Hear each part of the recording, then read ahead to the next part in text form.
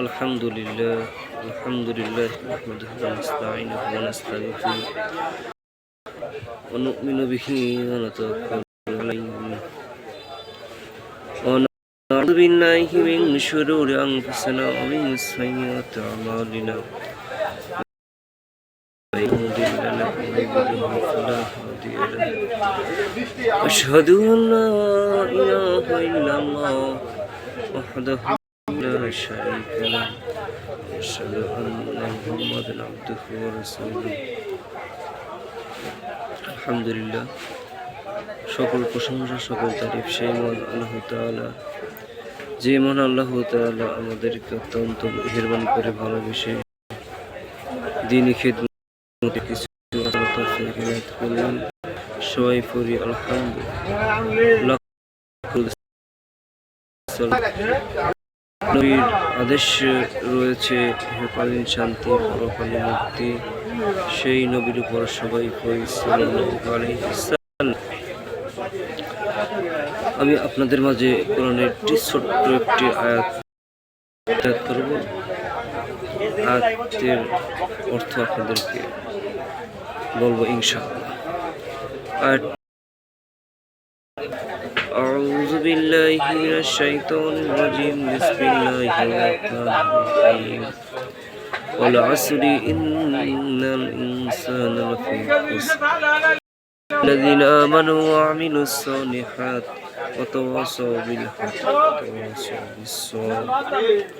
আল্লাহ তাআলা বলছে ওয়াল আসরি, সময়ের কসম, সময়ের শপথ, সময়কে নির্দিষ্ট করে বলছে সময়ের কসম, সময়ের কসম দিতে বলছে ইন্নাল ইনসানা লাফি খুসর। নিশ্চয়, ইন্নাল ইনসান নিশ্চয় মানুষ, লাফি মানে মধ্যে, খুস ক্ষতির মধ্যে রয়েছে। লাফি মানে মধ্যে, খুস মানে ক্ষতি। নিশ্চয় মানুষ ক্ষতির মধ্যে ডুবে আছে। নিশ্চয় মানুষ, হিন্দু, বৌদ্ধ, খ্রিস্টান, ইহুদি, নাসারা সবাইকে বলেছেন মানুষ।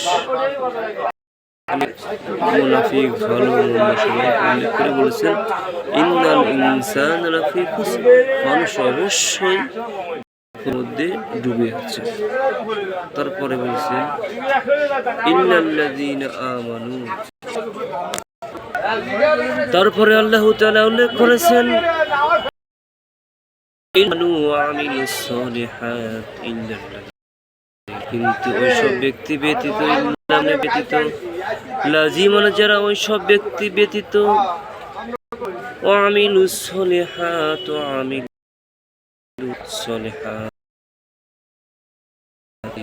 যারা ঈমান আনে, সালিহাত যারা সৎকর্ম করে, ওয়াসাবিল হক এবং পরস্পরকে সত্যর উপদেশ দেয়, ওয়াতাওয়াসাবিস সবর,